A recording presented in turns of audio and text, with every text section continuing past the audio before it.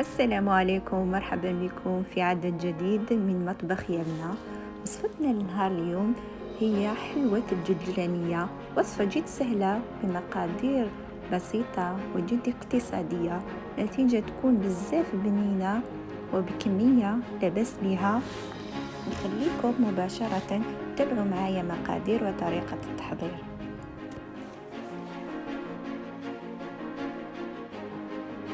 إذا نحتاج لهذه الوصفة إلى 250 غرام تاع مارغرين ولا زبدة بحرارة الغرفة، إلى كأس تاع كاوكاو محمص ومطحون، إلى 4 معالق كبار تاع سكر ناعم،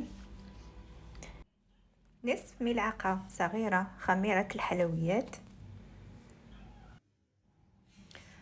الجلجلان اللي يكون أبيض ماشي محمص. نحتاج أيضا إلى ماء زهر ولكيسات باش نديرو فيهم الحلوى تاعنا.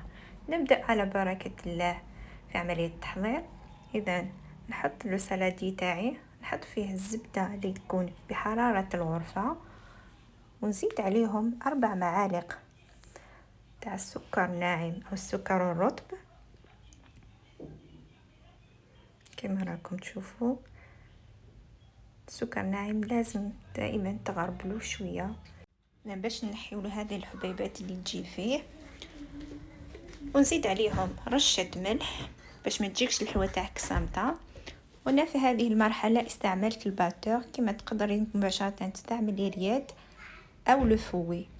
اذا نخلط جيدا، نضيف عليهم كاس تاع الكاوكاو، نخلط المغرفة تاع لا ليفور مع لا فارين، نخلطهم مليح، ونبدا نحط الفرينة على الخليط نتاعي حتى نتحصل على عجينة تكون متماسكة، بصح لازم تكون طرية كما راكم تشوفوا. نضيف عليها غير بشوية، نخلطه جيدا.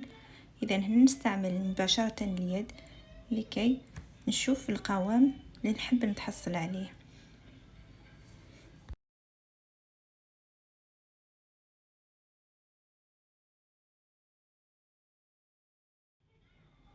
اذا نحاول ندخلوا الفرينة غير بشوية في الخليط تاعي، وما لازمش نعجنوها باش تخرج لنا لاباط تاعنا طريه.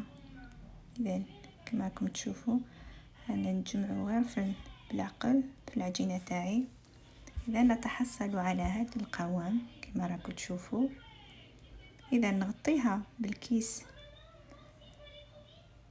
بلاستيكي، ونبدأ في تشكيل الحلويات تاعنا. اذا نحطه في اناء ماء زهر، كميه قليله من ماء زهر، نرفد كما راكم تشوفوا شويه تاع العجينه، نحاولوا نعطيو لها الشكل كما راكم تشوفوا. نجوزها في الماء زهر، ومباشرة نحطوها في الجلجلان باش يتلصق مليح الجلجلان عليها.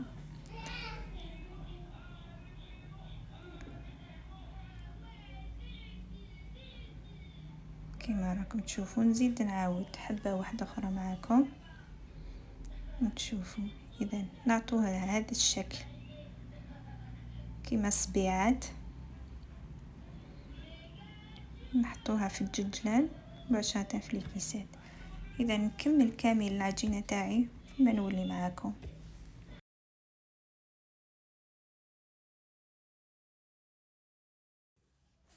نسخنوا الفرن تاعنا على درجة 180 درجة، نحطو مباشرة الكاطو تاعنا داخل الكوشة لمدة 20 دقيقة على حسب الفرن تاعكم. شوفوا هنا نحينا الكاطو راه طاب. ناخذوا العسيلة اللي تكون باردة، نحطو مباشرة على الحلويات اللي تكون سخونة، مغرفة صغيرة تاع العسيلة باش نعسلوهم ويشربوا مليح. اذا لازم تكون العسيلة تاعكم باردة والكاطو سخون، ونرفدوا بالمغرفة. ما لازمش نديروا الحلوى تاعنا في العسيلة سينو يطيح كامل الجلجلان تاعها. اذا نسقوها غير بشويه بالمغرف. اذا على كل حبات حلوى نديرو مغرفة صغيرة تاع العسيلة كما راكم تشوفوا، باش تتعسل لنا مليح.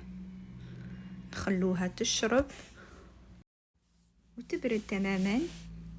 اذا انا نكمل نعسل كامل الحلويات تاعي، نخليكم تشوفوا في طبق تقديم النتيجة النهائية نتحصلوا عليها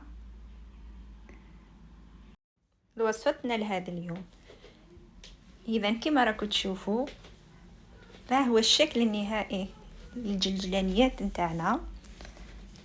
شوفوا كيفاش تجي هايله. نسيت نقولكم طيبوهاش بزاف، لازم تاخذ هذا اللون الذهبي باش تجيكم الحلوه تاعكم شابه. اذا شوفوا كيفاش جات معسله وهشيشه. نقطع حبه معاكم تشوفوا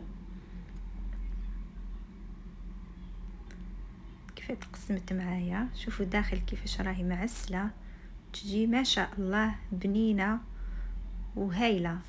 نتمنى تعجبكم الوصفه وتعتمدوها ان شاء الله. نخليكم في رعايه الله وحفظه الى فيديو واحد اخر ان شاء الله. بقوا على خير، الى الملتقى.